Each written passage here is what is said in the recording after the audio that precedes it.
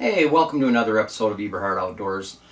Daniel Barnes, who's been bow hunting for quite a few years and has been using ScentLok for several years, properly using ScentLok, I should say, because most people that use it don't use it correctly.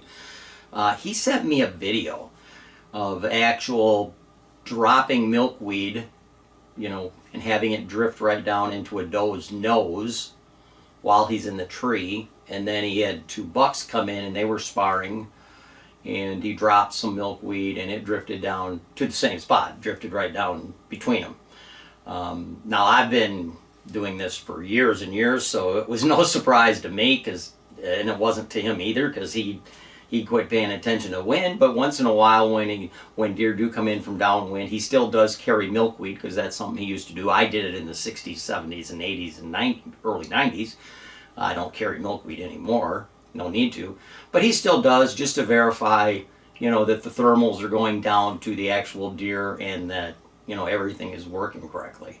So in this video, I don't know, it might be 30 seconds, you can actually see him toss the milkweed and drift right down into this mature doe's, pretty much right into her nose.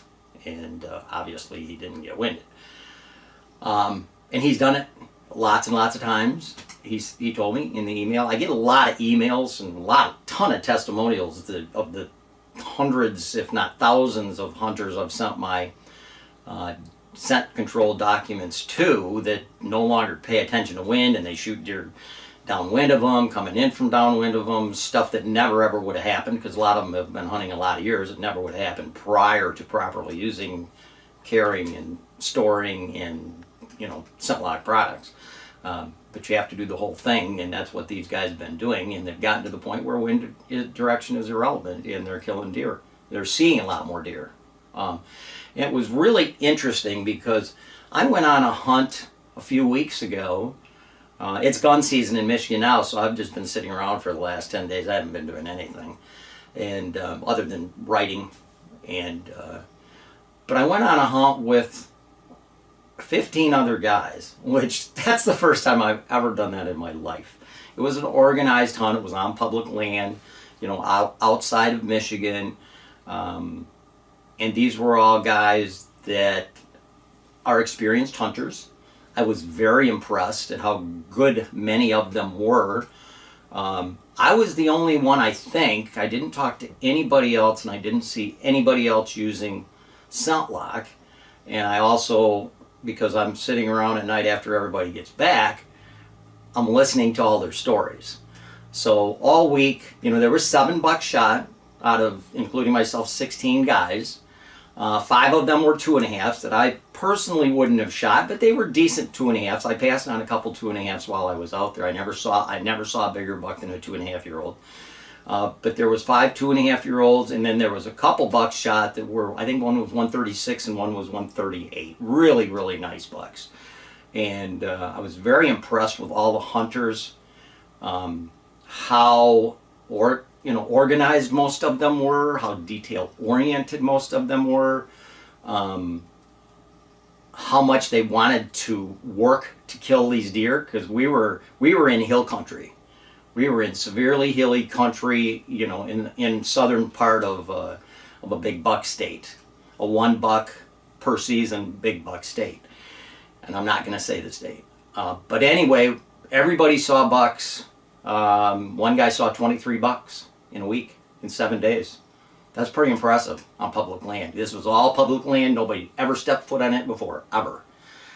But every day when somebody would kill something, I'm always there to congratulate everybody. Whatever makes a person happy to kill, in my opinion, they should kill. I don't care if it's a spike horn, and if you guys don't believe that, that's your prerogative. But in my opinion, if you pay for a license, you pay taxes. If you want to kill a spike horn or a 4-point, that should be your prerogative. But obviously this was public land where, because I talked to several residents while I was there. I took a boat so I could access places that would take a lot longer to do on foot. And I talked to resident bow hunters at the boat ramp. And it was really interesting, because I never talked to one resident bow hunter that was targeting anything other than 3.5-year-old and older mature bucks. I never talked to one resident guy that would take a 2.5-year-old buck.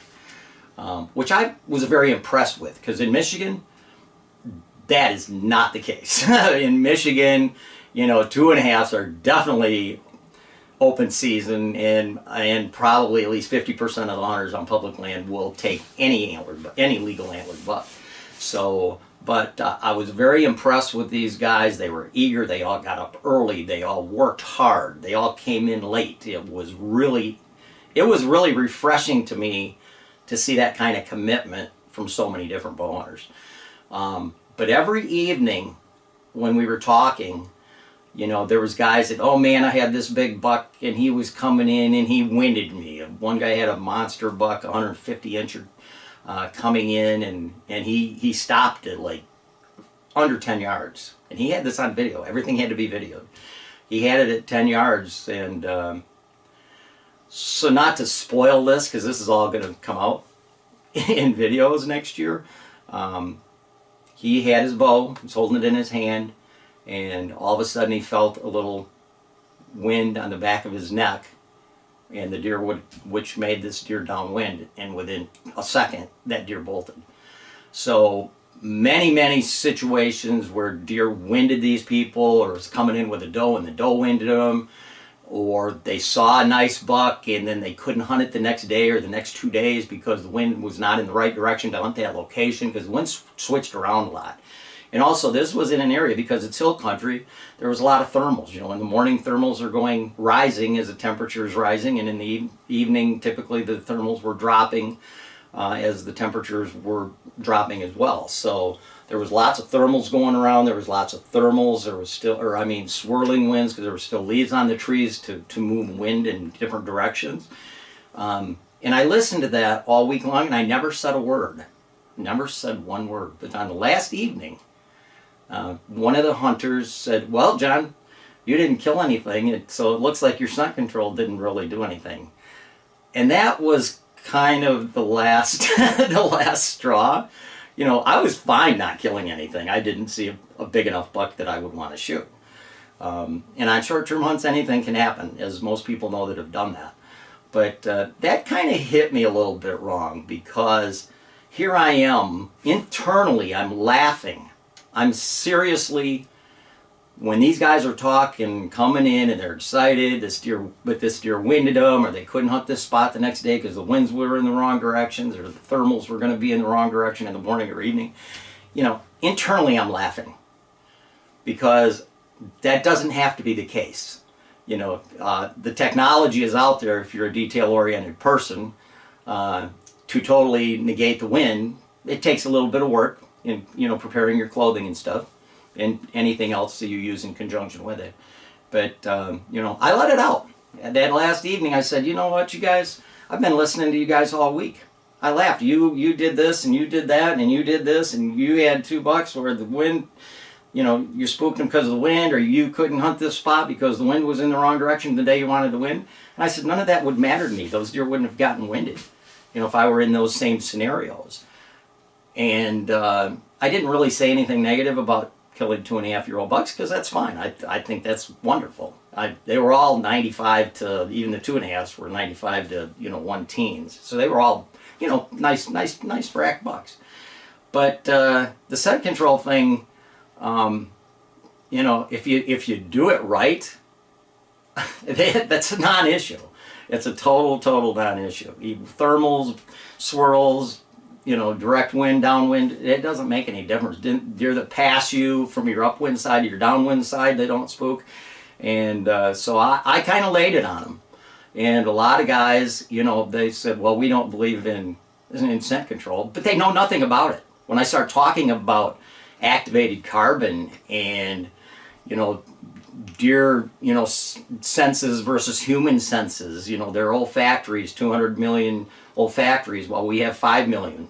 You know, those guys didn't really know anything about that, or they didn't know how activated carbon works, or how to deabsorb. You know, they all thought you can't reactivate activated carbon in the dryer because the dryer doesn't get hot enough. It doesn't get up over 1,000 degrees. Well, yeah, but you don't reactivate carbon when you're using activated carbon in clothing for hunting. You're just deabsorbing it. So these guys were talking about something and knocking something they knew absolutely nothing about. In my personal opinion, even though I liked all these guys, I got their emails, I liked all of them. They were all really, really good hunters. But to bash something that you are not intelligently educated on is ridiculous. If you don't know anything about it, don't knock it until you've actually tried it and tried it properly.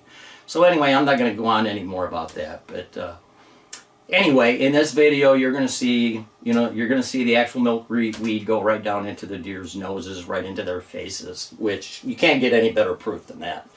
And I've had that happen many times. When I first started using ScentLok in the late 90s, and using it properly, I should say, because the first year I did not use it properly and I did get winded. But when I started using it properly and figuring out how to do and what to do in conjunction with it, I was still throwing some milkweed and having it drift down into deer's faces. But after 6 or 7 times, I just quit using milkweed altogether because there was no need to. But this was kind of cool, and you'll actually get to see how it worked.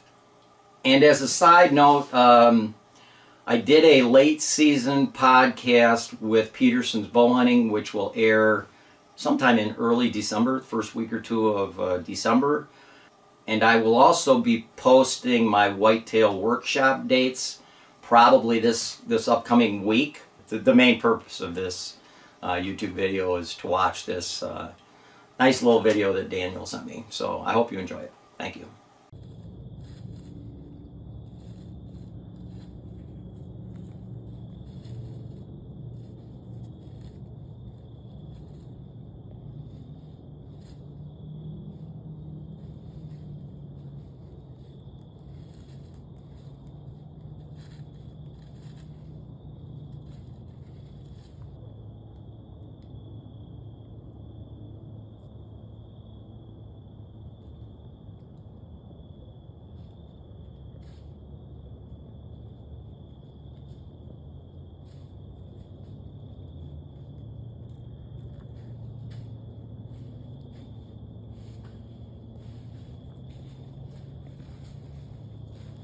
If interested, the links to many of the podcasts I've been on, or for information about my 2-day whitetail workshops that take place in March and April, please visit my website at deer-john.net.